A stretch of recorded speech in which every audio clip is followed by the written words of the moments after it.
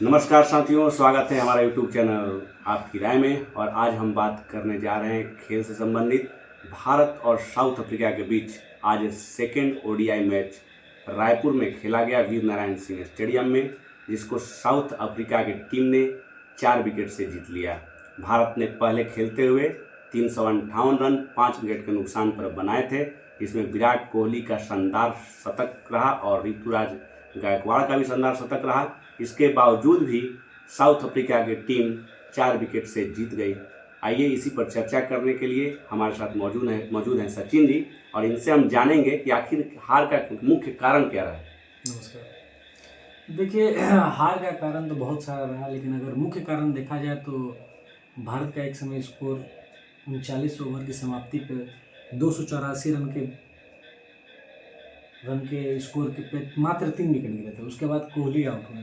उसके बाद लास्ट के 11 ओवर में 66 गेंद पे मात्र 66 रन बने, जो चलता आ रहा था गति वो मेंटेन नहीं कर पाई टीम। कहीं ना कहीं हम लोग को देखने को मिल रहा है कि एक पावर हिटर जो कि एक फिनिशर होता है लास्ट जी, उसका कमी महसूस हो रहा है। हार्दिक पांड्या, शिवम दुबे, इस तरह के इस आक्रामक शैली के खेलने वाले बल्लेबाज की कमी कहीं ना कहीं दिख रही है। ये सबसे बड़ी कारण। आज वाशिंगटन सुंदर का भी बल्लेबाजी काफी निराशाजनक रहा। 8 गेंद खेल करके वो 1 रन बना। जडेजा जी का भी वही हाल रहा। और ये तो हो गई बैटिंग के परसेप्शन से बात। और बॉलिंग के जहाँ तक बात की जाए तो डेथ ओवर में बॉलिंग करने के लिए देखिए, आप इस तरह के मैचेस जब होंगे, भारत में मैच होंगे जहाँ पे कहीं ना कहीं उसका असर रहेगा, कहीं ना कहीं ड्यू फैक्टर रहेगा, वहाँ पे आपको गेंदबाजी में सुधार करना होगा। आप बस इस भरोसे नहीं गेंदबाजी नहीं हो पा रही, नहीं, आपको उसमें स्किल अपना लाना पड़ेगा। और वो गेंदबाजी में आप जैसा कि देख रहे हैं कि अर्शदीप सिंह 10 ओवर में 54 run 2 wicket, Rana ji 10 over में 70 रन 1 विकेट। वहीं आप बात कीजिए प्रसिद्ध कृष्णा की, उन्होंने 8 ओवर 2 बॉल पे लगभग 85 रन दिए।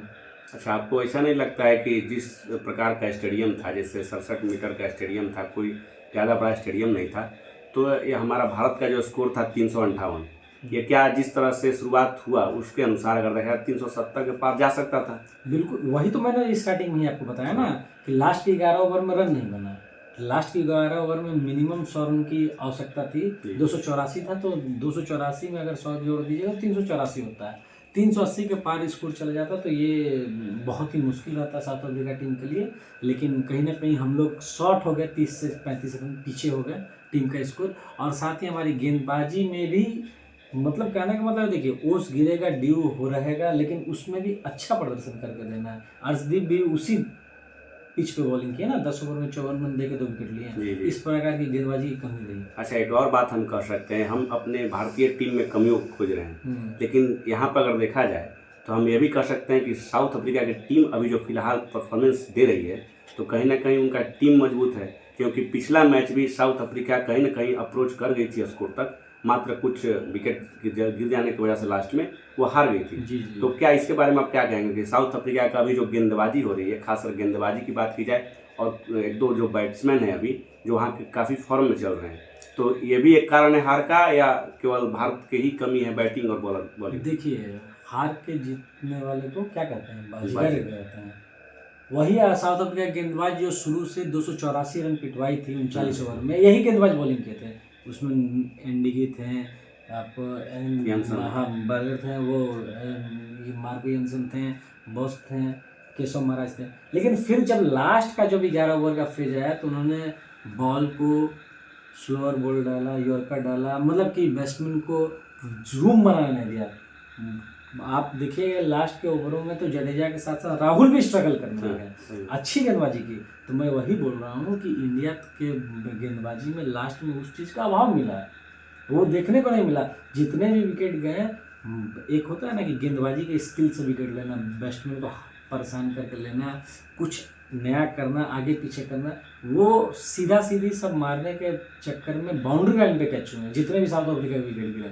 तो आप इसी से अंदाज़ा लगा सकते हैं कि भारतीय गेंदबाजी 360 रन अगर ओस गिरे, ड्यू का फैक्टर रहे, वहाँ पे भी कम नहीं है। 360 रन बहुत होते हैं, उसको अगर सर्वाइव नहीं कर पाए तो कहीं ना कहीं गेंदबाजी में कमी थी। वही पिच पे इंडिया ने भी बैटिंग की काफ़ी अच्छी। इंडिया का भी बैट्समैन को कोई दिक्कत नहीं हो रही थी स्टार्टिंग में करने में, उसको हम लोग वहाँ तक पहुँचा नहीं पाए, और जब गेंदबाजी की तो थोड़ा सटीक नहीं रह पाए। यही मुख्य कारण है हार का 2000। बात सही है, फिर भी पिच का जो भी मायना हो, लेकिन अगर पीछे से कोई भी टीम 358 रन का चेस कर लेती है तो कहीं ना कहीं वो टीम मजबूत। जी बिल्कुल। दूसरी बात हमारा यह भी देखा जा रहा है कि हमें लगता है कि बुमराह की कमी कहीं ना कहीं टीम को खल रही है क्या? गेंदबाजी में तो बुमराह हुए हैं, सिराज हुए हैं और मोहम्मद शमी हुए, 3 गेंदबाजी, उनमें से एक को आपको लेकर ही चलना पड़ेगा। क्योंकि देखिए अर्शदीप T20 और ODI में कर रहे हैं, लेकिन उनका साथ देने के लिए कभी हर्षित राणा आते हैं, कभी बुमराह आते हैं, कभी मोहम्मद सिराज आते हैं। लेकिन इन तीनों का जो मैंने शुरू में नाम लिया, मोहम्मद शमी, सिराज और ये बुमराह, इन तीनों में से एक की आवश्यकता है जो रेगुलर एक टीम को अपना स्थान दें और अपनी गेंदबाजी से मैच निकाल कर दिखाएं। जी बिल्कुल सही। और विराट कोहली का शानदार शतक रहा, इसके बारे में आपका क्या राय है? विराट कोहली के बारे में क्या कहें, अब उनके बारे में विश्लेषण करके हम लोग तो समय ही व्यर्थ कर रहे हैं। उनके बारे में कितनी भी बातें, सारी बातें कहे जाए कमी है, और उनका प्रदर्शन ऐसा लाजवाब रहा। कुछ शॉट्स ऐसे भी देखने को मिले जो काफ़ी पहले दिखाई देता था, जो कि हम लोग विंटेज कोहली के नाम से भी कह सकते हैं, जो कि बीच में उनके वो शॉट्स नहीं दिख रहे थे। लेकिन अभी 2 मैच से आपको लगातार ऐसे शॉट्स भी देख रहे हैं जो आज से वो 5 साल 7 साल पहले खेलते थे, और जो टाइमिंग है तो वो तो लाजवाब ही है। बिल्कुल, बहुत बहुत धन्यवाद सचिन जी, और इस पर विशेष चर्चा करने के लिए आपको फिर से बहुत बहुत धन्यवाद। और मैं दर्शकों को बता दूं कि जो मैच टीम जीतती है चर्चा उसी की होती है। हम कहीं ना कहीं देखेंगे कि साउथ अफ्रीका की बैटिंग और बॉलिंग दोनों आज अच्छी हुई, इसलिए वो टीम विजयी हुई, और दोनों टीमें 1-1 की बराबरी पर है। अगला मैच देखते हैं कौन सी टीम जीतती है, उसके बारे में जरूर हम लोग चर्चा करेंगे। तब तक के लिए धन्यवाद, और दर्शकों से हम अपील करेंगे कि हमारे चैनल को लाइक और सब्सक्राइब जरूर करें। धन्यवाद।